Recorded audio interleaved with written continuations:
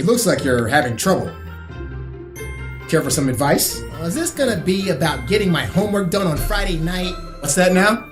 Are you here to tell me I should have planned ahead or started early, and that if I had, I wouldn't be up late on Sunday? Because if so, I'm already on it.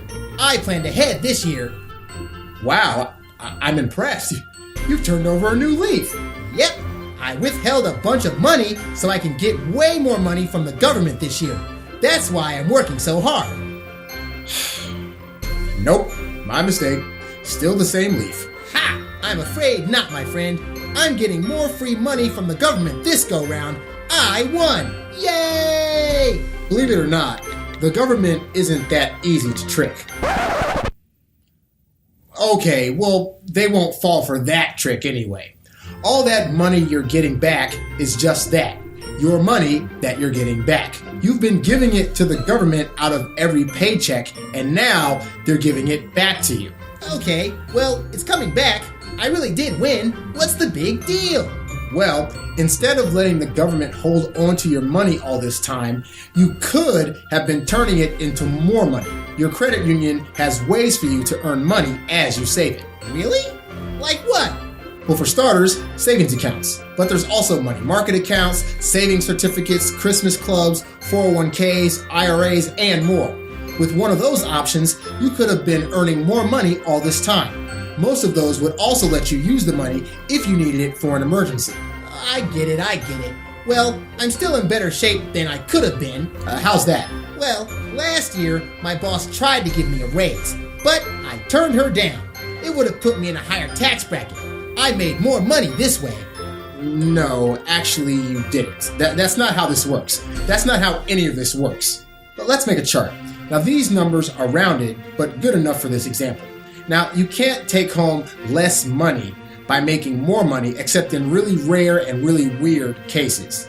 If you make $9,000 per year, you pay roughly 10% in taxes, which is $900. That leaves you with $8,100. If you get a raise of $1,000, that brings your income to $10,000. Now, supposing your tax rate goes up, it's only on that additional $1,000, not on the whole thing. So you still pay 10% on the first $9,000 and 15% on the next $1,000. So another $150. Instead of bringing home $8,100 out of $9,000, you would have brought home $8,950. You gave up $850 to save $150. Talk about tripping over a quarter to pick up a dime. It's the same with that loan.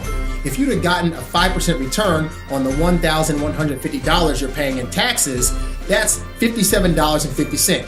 If you had used that $1,150 to pay down a high-interest credit card, you could have saved over $300. Instead, you let the government play around with it.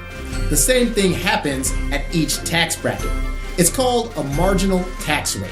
Now, there are other factors that affect your tax burden, like the earned income credit and various deductions. Maybe we can save those for another day? The government isn't paying me enough to do all this math. I didn't major in accounting. Well, I know some people who do math all day who would probably love to see you. Oh, that's a good idea. I'm heading to the credit union to find out how to save my refund from this year and get my tax burden right for next year. Yay! Hey, wait, you still haven't filed your taxes yet for this year. Hello? Hello? Oh, boy. Brought to you by your credit union.